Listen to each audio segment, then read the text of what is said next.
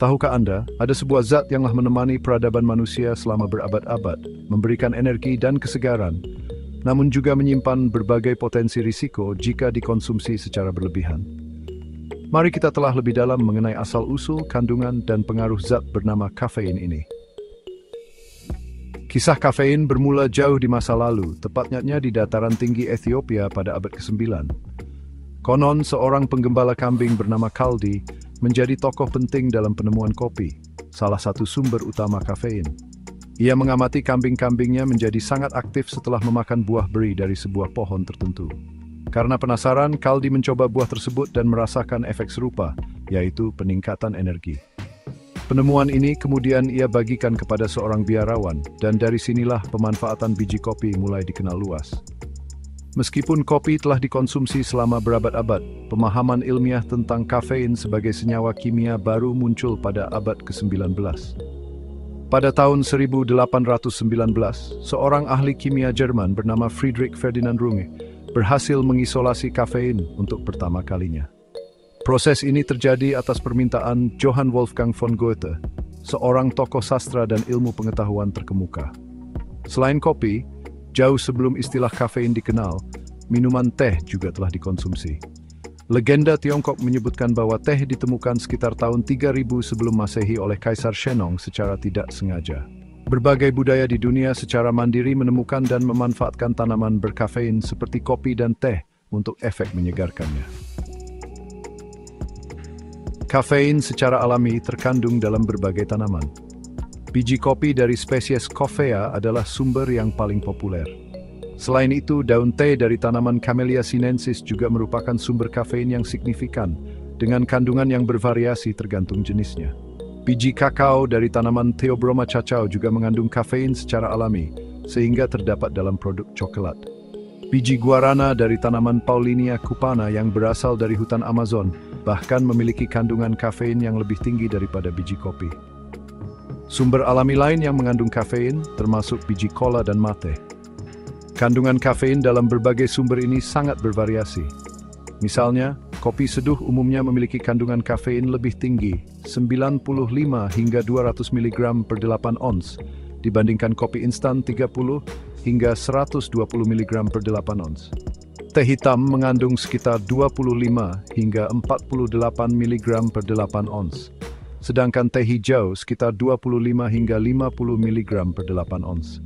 Dalam 1 ons coklat susu terdapat sekitar 6 mg kafein, sementara coklat hitam mengandung sekitar 24 mg. Minuman cola biasanya mengandung 35 hingga 45 mg per 12 ons, dan minuman energi bisa mengandung 70 hingga 160 mg per 8 ons. Ketika dikonsumsi, kafein memberikan berbagai pengaruh pada tubuh manusia. Sebagai stimulan sistem saraf pusat, kafein bekerja dengan menghambat adenosin, neurotransmitter yang memicu relaksasi dan kantuk. Dengan memblokir adenosin, kafein meningkatkan aktivitas neurotransmitter lain seperti dopamin dan norepinefrin yang menyebabkan peningkatan kewaspadaan, fokus, dan perbaikan suasana hati. Kafein juga dapat meningkatkan detak jantung dan tekanan darah, meskipun injeksinya sementara. Selain itu, kafein dapat meningkatkan metabolisme dan pembakaran lemak, serta memiliki efek diuretik ringan yang meningkatkan produksi urin. Pada sistem pencernaan, kafein dapat meningkatkan produksi asam lambung dan mempengaruhi pergerakan usus. Konsumsi kafein dalam jumlah moderat dapat memberikan beberapa manfaat kesehatan. Kafein dapat meningkatkan fokus, kewaspadaan, konsentrasi, memori, dan kinerja kognitif. Selain itu, kafein dapat membantu dalam manajemen berat badan dan meningkatkan performa fisik. Beberapa penelitian juga menunjukkan bahwa konsumsi kopi moderat dapat menurunkan risiko penyakit jantung, diabetes tipe 2, penyakit Parkinson dan Alzheimer, serta beberapa jenis kanker. Kafein juga dapat meredakan sakit kepala dan sembelit, serta berpotensi mengurangi kerontokan rambut.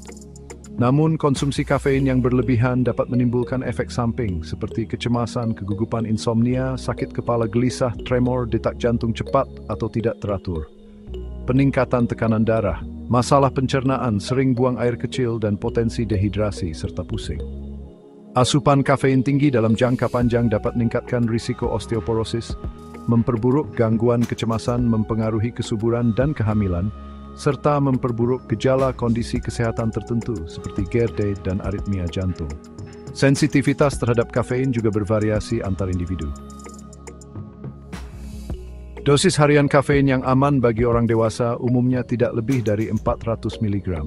Wanita hamil disarankan untuk membatasi asupan hingga 200 hingga 300 mg per hari. Anak-anak dan remaja juga sebaiknya membatasi konsumsi kafein. Individu dengan kondisi kesehatan tertentu, seperti kecemasan, masalah jantung, GERD, insomnia, dan hipertensi, mungkin perlu membatasi atau menghindari kafein. Kafein dapat berinteraksi dengan berbagai obat-obatan. Contohnya termasuk stimulan, antibiotik, antikoagulan, antidepresan, teofilin, pil KB, dan obat diabetes. Interaksi ini dapat mengubah efektivitas obat atau meningkatkan risiko efek samping. Kafein juga dapat memperburuk gejala atau menimbulkan risiko bagi individu dengan kondisi kesehatan seperti gangguan kecemasan, kondisi jantung, GERD, insomnia, osteoporosis, kehamilan, penyakit ginjal, dan gangguan kejang. Dalam tubuh, kafein diserap dengan cepat di saluran pencernaan dan didistribusikan ke seluruh tubuh. Metabolisme utama kafein terjadi di hati oleh enzim CP1A2 menjadi beberapa metabolit. Metabolit ini kemudian diekskresikan melalui urin.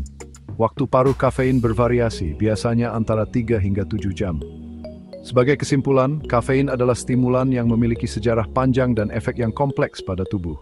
Konsumsi moderat dapat memberikan manfaat, namun penting untuk memperhatikan potensi efek samping, dosis yang aman, dan interaksinya dengan obat-obatan serta kondisi kesehatan. Konsumsi kafein yang bijak dan berdasarkan informasi adalah kunci untuk mendapatkan manfaatnya sambil meminimalkan risiko negatif. Tulis pendapatmu di kolom komentar. Jangan lupa subscribe dan nyalakan loncengnya agar tidak ketinggalan info menarik lainnya.